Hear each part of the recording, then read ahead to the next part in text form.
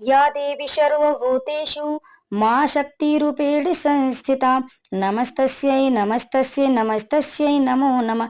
जय माता दी भक्तों, आप सभी पर माँ भगवती कृपा सदैव बनी रहे।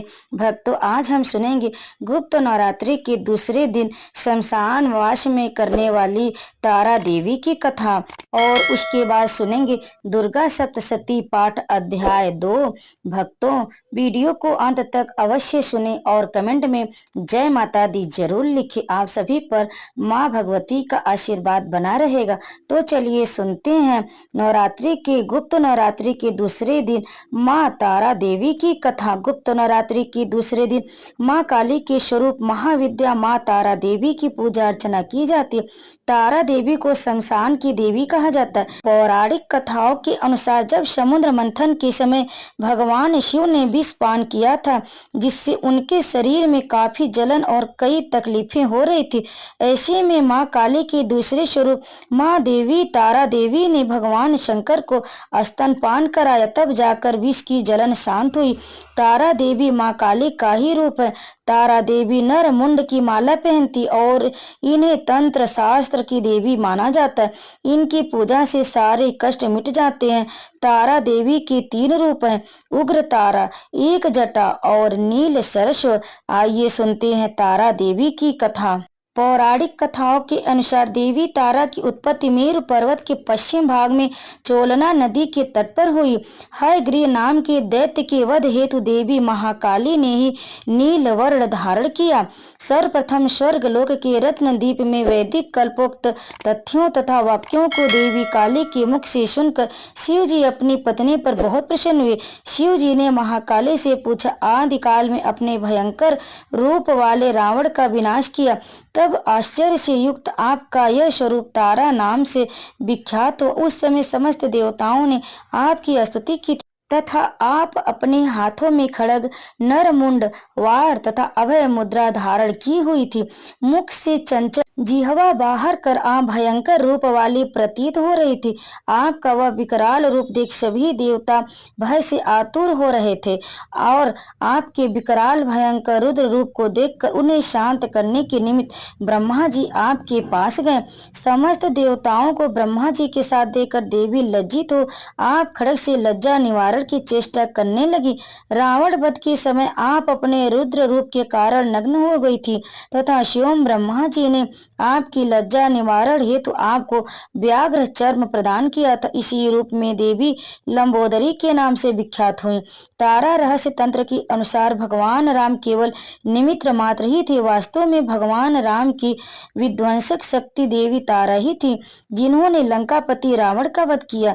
तो प्रेम से बोलिए तारा देवी की जय, माँ भगवती की जय। भक्तों, अब आइए सुनते हैं दुर्गा सप्तशती पाठ का अध्याय 2। महर्षि मेधा बोले, प्राचीन काल में देवताओं और असुरों ने पूरे 100 वर्षों तक घोर युद्ध हुआ था और देवराज इंद्र देवताओं के नायक थे। इस युद्ध में देवताओं की सेना परास्त हो गई थी और इस प्रकार संपूर्ण देवताओं को जीत महिषासुर इंद्र बन बैठा था। युद्ध के पश्चात हारे हुए देवता प्रजापति श्री ब्रह्मा को साथ लेकर उस स्थान पर पहुंचे जहां पर कि भगवान शंकर विराजमान थे। देवताओं ने अपनी हार का सारा वृत्तांत भगवान श्री विष्णु और शंकर जी से कह सुनाया। वे कहने लगे, हे प्रभु, महिषासुर सूर्य, चंद्रमा, इंद्र, अग्नि, वायु, यम, वरुण तथा अन्य देवताओं की सब अधिकार छीन कर सबका अधिष्ठाता शिवम बन बैठा है। उसने समस्त देवताओं को स्वर्ग से निकाल दिया है। वह मनुष्यों की तरह पृथ्वी पर विचर रहे हैं। दैत्यों की सारे करतूत हमने आपको सुना दिए और आपकी शरण में इसलिए आए हैं कि आप उनके वध का कोई उपाय सोचें। देवताओं की बातें सुनकर भगवान श्री विष्णु और शंकर जी को दैत्यों पर बड़ा गुस्सा आया। उनकी भौहें तन गईं और आंखें लाल हो गई। गुस्से में भरे हुए भगवान विष्णु के मुख से बड़ा भारी तेज निकला और उसी प्रकार का तेज भगवान शंकर, ब्रह्मा और इंद्र आदि दूसरे देवताओं के मुख से भी निकला। फिर वह सारा तेज एक में मिल गया और तेज का पुंज वह ऐसे दिखता था जैसे कि ज्वालमान पर्वत हो। देवताओं ने देखा कि उस पर्वत की ज्वाला चारों ओर फैली हुई थी और देवताओं के शरीर से प्रकट हुई तेज की किसी अन्य तेज से तुलना नहीं हो सकती थी। एक स्थान पर इकट्ठा होने पर वह तेज एक देवी के रूप में परिवर्तित हो गया और अपने प्रकाश से तीनों लोकों में व्याप्त जान पड़ा। वह भगवान शंकर का तेज था। उससे देवी का मुख प्रकट हुआ। यमराज के तेज से उसके सिर के बाल बने। भगवान श्री विष्णु के तेज से उनकी भुजाएं बनी। चंद्रमा के तेज से दोनों स्तन और चंद्र के तेज से जंघा तथा पिंडली बनी और पृथ्वी के तेज से नितंब भाग बना। ब्रह्मा के तेज से दोनों चरण और सूर्य के तेज से उनकी उंगलियां पैदा हुई।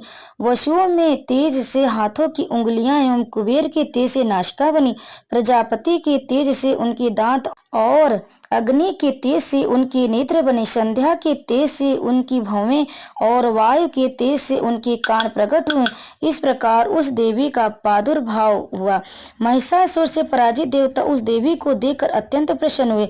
भगवान शंकर ने अपने त्रिशूल में से एक त्रिशूल निकालकर उस देवी को दिया और भगवान विष्णु ने अपने चक्र में से एक चक्र निकालकर उस देवी को दिया। वरुण ने अपने चक्र में से एक चक्र निकालकर उस देवी को दिया। वरुण ने देवी को शंख भेंट किया। अग्नि ने इसे शक्ति दी। वायु ने उसे धनुष और बाण दिए। सहस्त्र नेत्रों वाली श्री देवराज इंद्र ने उसे अपने वज्र से उत्पन्न करके वज्र दिया और ऐरावत हाथी का एक घंटा उतार कर देवी को भेंट किया। यमराज ने उसे कालदंड में से एक दंड दिया। वरुण ने उन्हें पास दिया। प्रजापति ने उस देवी को स्फटिक की माला दी और ब्रह्मा जी ने उसे कमंडल प्रदान किया। सूर्य ने देवी के समस्त रोमों में अपनी किरणों का तेज भर दिया। काल ने उसे चमकती हुई ढाल और तलवार दी और जज्वल हार और दिव्य वस्त्र उन्हें भेंट किए और इनके साथ ही उसने दिव्य चूड़ामणि दी। 2 कुंडल, कंकड़, उज्ज्वल अर्धचंद्र, बाहों के लिए बाजूबंद, चरणों के लिए नुपुल, गले के लिए सुंदर हंसली और अंगुलियों के लिए रत्नों की बनी हुई अंगूठियां उसने दी। विश्वकर्मा ने उनको फरसा दिया और उसके साथ ही कई प्रकार के अस्त्र और अभेद कवच दिए और इसके अतिरिक्त उसने कभी न कुम्हलाने वाले सुंदर कमलों की मालाएं भेंट की। समुद्र ने सुंदर कमल का फूल भेंट किया। हिमालय ने सवारी के लिए सिंह और तरह तरह के रत्न देवी को भेंट किए। यक्षराज कुबेर ने मधु से भरा हुआ पात्र और शेष नाग ने उन्हें बहुमूल्य मणियों से विशोभित नागहार भेंट किया। इस तरह दूसरे देवताओं ने भी उसे आभूषण और अस्त्र देकर उनका सम्मान किया। इसके पश्चात देवी ने उच्च स्वर से गर्जना की। उनके इस भयंकर नाद से आकाश गूंज उठा। देवी का वह उच्च स्वर से किया हुआ सिंहनाद समा न सका। आकाश उनके सामने छोटा प्रतीत होने लगा। उससे बड़ी जोर की प्रतिध्वनि हुई जिससे समस्त विश्व में हलचल मच गई और समुद्र कांप उठे, पृथ्वी डोलने लगी और सब के सब पर्वत हिलने लगे। देवताओं ने उस समय प्रसन्न हो सिंहवाहिनी जगतमयी देवी से कहा, देवी तुम्हारी जय हो। इसके साथ महर्षियों ने भक्ति भाव से विनम्र होकर उनकी वस्तुति की। संपूर्ण त्रिलोकी को शोकमग्न देकर दैत्यगण अपनी सेनाओं को साथ लेकर और हथियार आदि सजाकर उठ खड़े हुए। महिषासुर के क्रोध की कोई सीमा नहीं थी। उसने क्रोध में भरकर कहा, यह सब क्या उत्पात है। फिर वह अपनी सेना के साथ उस ओर दौड़ा जिस ओर से भयंकर नाद का शब्द सुनाई दिया था और आगे पहुंचकर उसने देवी को देखा जो कि अपनी प्रभा से तीनों लोकों को प्रकाशित कर रही थी। उनके चरणों की भार से पृथ्वी दबी जा रही थी।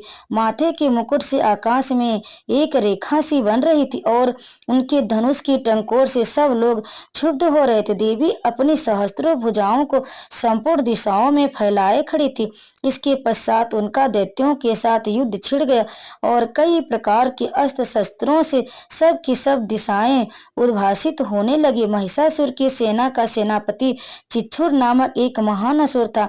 वह आगे बढ़कर देवी के साथ युद्ध करने लगा और दूसरे दैत्यों की चतुरंगड़ी सेना साथ लेकर चामर भी लड़ने लगा और 60,000 महारथियों को साथ लेकर उदग्र नामक महादैत्य आकर युद्ध करने लगा और महाहनु नामक असुर 1 करोड़ रथियों को लेकर, असीलोमा नामक असुर 5 करोड़ सैनिकों को साथ लेकर युद्ध करने लगा। वास्कल नामक महिषासुर 60 लाख असुरों के साथ युद्ध में आ डटा। बिडाल नामक असुर 1 करोड़ रथियों सहित लड़ने को तैयार था। इन सबके अतिरिक्त और भी हजारों असुर हाथी और घोड़े साथ लेकर लड़ने लगे और इन सबके पश्चात महिषासुर करोड़ों रथों, हाथियों और घोड़ों सहित वहां आकर देवी के साथ लड़ने लगा। सभी असुर तोमर, भिंदी पाल, शक्ति, मुसल, खड़गों, फरसों, पट्टियों के साथ रणभूमि में देवी के साथ युद्ध करने लगे। कई शक्तियां फेंकने लगी और कोई अन्य शस्त्रादि। इसके पश्चात सब के सब दैत्य अपनी अपनी तलवारों हाथों में लेकर देवी की ओर दौड़े और उसे मार डालने का उद्योग करने लगे। मगर देवी ने क्रोध में भरकर खेल ही खेल में उन सबके अस्त्रों शस्त्रों को काट दिया। इसके पश्चात ऋषियों और देवताओं ने देवी की स्तुति आरंभ कर दी और वह प्रसन्न होकर असुरों के शरीरों पर अस्त्र शस्त्रों की वर्षा करती रही। देवी का वाहन भी क्रोध में भरकर दैत्य सेना में इस प्रकार विचरने लगा जैसे कि वन में दावानल फैल रहा हो। युद्ध करती हुई देवी ने क्रोध में भरकर जितने श्वासों को छोड़ा वह तुरंत ही सैकड़ों हजारों गढ़ों के रूप में परिवर्तित हो गए। फरसे, भिंदी पाल, खड़ग तथा पट्टिस इत्यादि अस्त्रों के साथ दैत्यों से युद्ध करने लगे। देवी की शक्ति से बढ़े हुए वह गढ़ दैत्यों का नाश करते हुए ढोल, शंख व मृदंग आदि बजा रहे थे। तदंतर देवी ने त्रिशूल, गदा, शक्ति, खड़ग इत्यादि से सहस्त्रों असुरों को मार डाला। कितनों को घंटे की भयंकर आवाज से यमलोक पहुंचा दिया। कितने ही असुरों को उसने पास में बांध कर पृथ्वी पर धर घसीटा। कितनों को अपनी तलवार से टुकड़े टुकड़े कर दी और कितनों को गदा की चोट से धरती पर सुला दिया। कई दैत्य मूसल की मार से घायल होकर रक्त वमन करने लगे और कई शूल से छाती फट जाने के कारण पृथ्वी पर लेट गए और कितनों की बाढ़ से कमर टूट गए। देवताओं को पीड़ा देने वाले दैत्य कट कट कर मरने लगे। कितनों की बाहें अलग हो गईं, कितनों की ग्रीवाएं कट गई, कितनों के सिर कट कट दूर भूमि पर लुढ़क गए, कितनों के शरीर बीच में से कट गए और कितनों की जंघाएं कट गईं और वह पृथ्वी पर गिर पड़े। कितने ही सिरों व पैरों के कटने पर भी भूमि पर से उठ खड़े हुए और शस्त्र हाथ में लेकर देवी से लड़ने लगे और कई दैत्यगण भूमि में बाजों की ध्वनि के साथ नाच रहे थे। कई असुर जिनके सिर कट चुके थे बिना सिर की धड़ से ही हाथ में अस्त्र लिए हुए लड़ रहे थे। दैत्य रह रहकर ठहरो ठहरो कहते हुए देवी को युद्ध के लिए ललकार रहे थे। जहां पर यह घोर संग्राम हुआ तो वहां की भूमि रथ, हाथी, घोड़े और असुरों की लाशों से भर गई थी और असुर सेना के बीच में रक्तपात होने के कारण रुधिर की नदियां बह रही थी। और इस तरह देवी ने असुरों की विशाल सेना को क्षण भर में इस तरह से नष्ट कर डाला जैसे तृण काष्ठ के बड़े समूह को अग्नि नष्ट कर डालती। और देवी का सिंह भी गर्जन के बालों को हिलाता हुआ और बड़ा शब्द करता हुआ असुरों के शरीरों से मानो उनके प्राणों को ढूंढ रहा था। वहां देवी की गढ़ों ने जब दैत्यों के साथ युद्ध किया तो देवताओं ने प्रसन्न होकर आकाश से उन पर पुष्प वर्षा की। जय माता दी। भक्तों, श्री दुर्गा सप्तशती पाठ का दूसरा अध्याय पूर्ण हुआ। भक्तों, अंत तक सुनने के लिए इस अध्याय को आप लोगों का बहुत बहुत धन्यवाद। आप अगले वीडियो में तीसरा अध्याय अवश्य सुने। आप सभी पर माँ भगवती कृपा बनी रहेगी। तो प्रेम से बोलिए माँ भगवती की जय, माँ जगदम्बे की जय, माँ शेरा वाली की जय। जय माता दी।